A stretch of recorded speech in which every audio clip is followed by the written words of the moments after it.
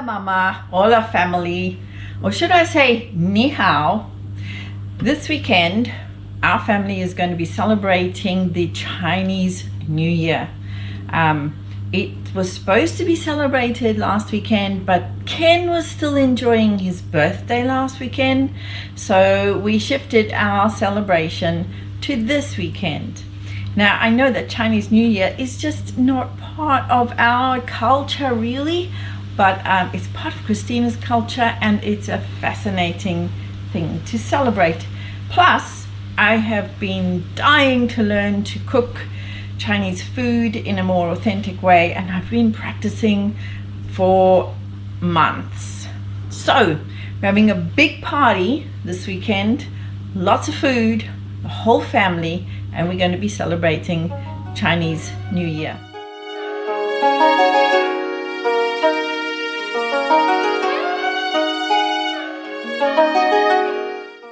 So I'm going to take you through some of the dishes that I'm making, and while I'm doing that, I'm going to give you a little bit of the history and the mythology that surrounds Chinese New Year, just for fun.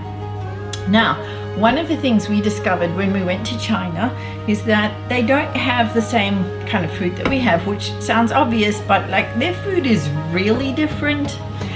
Finding bread like we have is not really a possibility.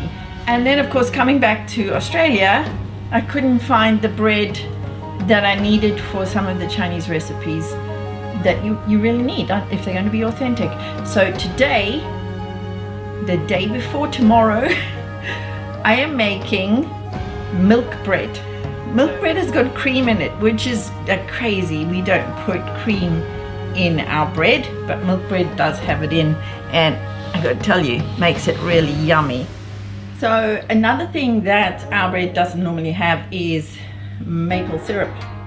Susan has gone on a special diet where she has cut all processed sugars out of her diet, but she's allowed maple syrup and honey. So I am substituting all the sugars for maple syrup and honey, and I'm going to try this one with maple syrup.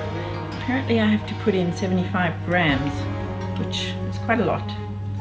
And at the moment, I can't even get the bottle open. So that comes to nearly half a cup. Well, I did say that the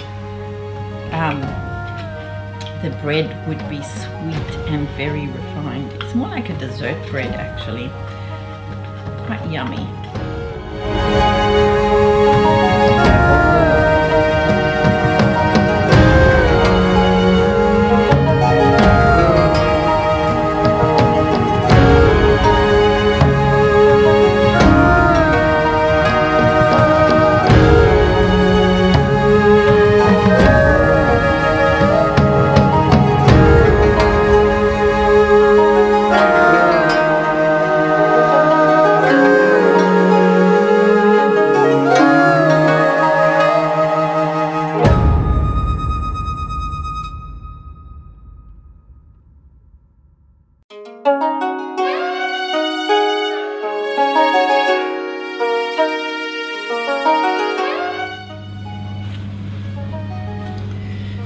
Well, one is supposed to knead this dough for about 20 minutes. I think that's a bit excessive. And I know that more modern homes would have a mixer with a kneading hook on it. But you know what? I go to the gym. I've got big muscles, so I'll just knead by hand and think about Jacobita kneading those buns of hers. And I'm not going to use my armpits. Sorry guys, it's not happening, even if I did shave.